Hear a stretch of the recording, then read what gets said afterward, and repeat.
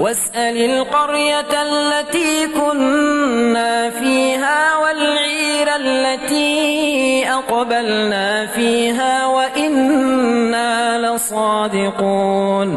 قال بل سولت لكم أنفسكم أمرا فصبر جميل عسى الله أن ياتيني بهم جميعا إنه هو العليم الحكيم وتولى عنهم وقال يا أسفا على يوسف وابيضت عيناه من الحزن فهو كظيم قالوا تالله تفتأ تذكر يوسف حتى تكون حرضا أو تكون من الهالكين قال إنما أشكو بثي وحزني إلى الله وأعلم من الله ما لا تعلمون يا بني اذهبوا فتحسسوا من يوسف وأخيه ولا تيأسوا من روح الله إنه لا ييأس من روح الله إلا القوم الكافرون فلما دخلوا عليه قالوا يا أيها العزيز مسنا وأهلنا الضر وجئنا ببضاعة مزجاة فأوف لنا الكيل وتصدق علينا إن الله يجزي المتصدقين قال هل علمتم ما فعلتم بيوسف وأخيه قال هل علمتم ما فعلتم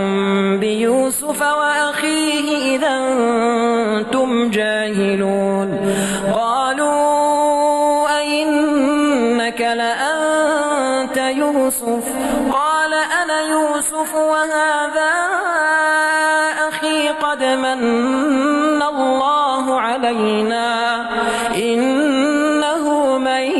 يتق ويصبر فإن الله لا يضيع أجر المحسنين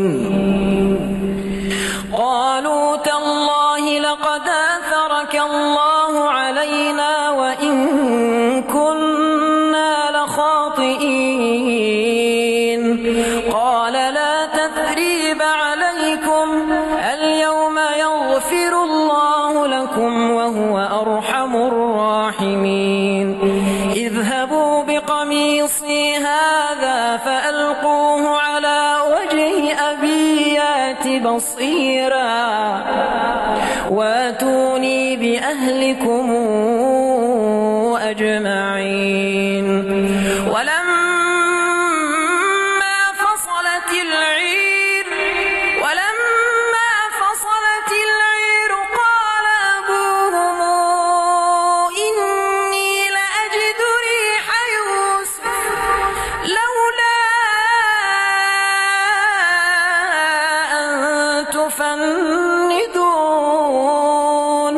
قالوا تالله إنك لفي ضلالك القديم فلما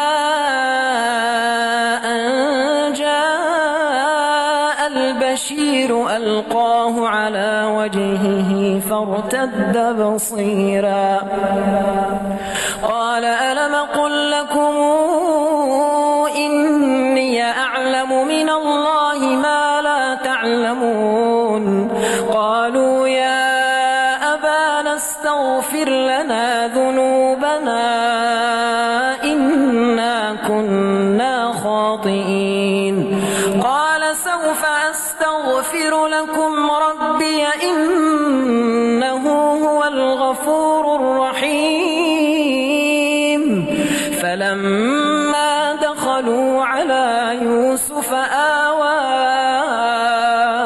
إليه أبويه وقال ادخلوا مصر إن شاء الله آمنين ورفع أبويه على العرش وخروا له سجدا وقال يا أبتي هذا تاويل رؤياي من قبل قد جعلها ربي حقا وقد أحسن بي إذا أخرجني من السجن وجاء بكم من البدو من بعد أن نزغ الشيطان بيني وبين إخوتي إن ربي لطيف لما يشاء إنه هو العليم الحكيم.